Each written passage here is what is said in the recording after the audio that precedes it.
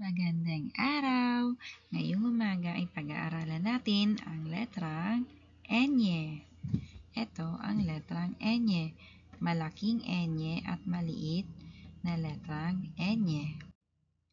Ang tunog ng letrang Enye ay ny, ny, ny, ny, ny, ny.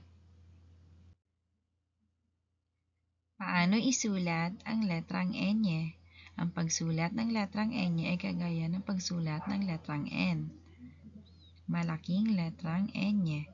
Guhit na patayo mula sa linya na asul, pababa sa linya na asul. Guhit na pahilis, pababa, at guhit na patayo, pababa. At ito ay may guhit na paalon sa taas. Malaking letrang Enye. Maliit na letrang Enye. Gumawa ng guhit na patayo pababa mula sa linya na pula pababa sa linya na kulay asul. At gumawa ng pakurba mula sa taas hanggang sa linya na asul. At linya na paalon sa taas. Maliit na letrang Enye. Ulitin natin.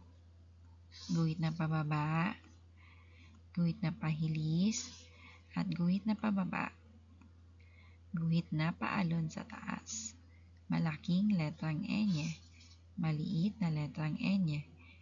Guhit na patayo mula sa red hanggang sa blue na kulay. At guhit na pakurba pababa. Sa taas naman ay gumuhit ng paalon na linya. Maliit na letrang N. Kayo naman mga bata, kaya nyo bang isulat ang malaki at maliit na letrang Enye?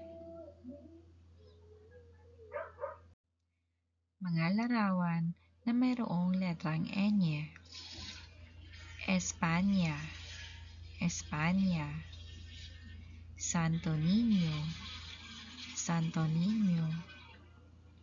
Cariñosa, Cariñosa. Cañao, Cañao. Piñata, Piñata.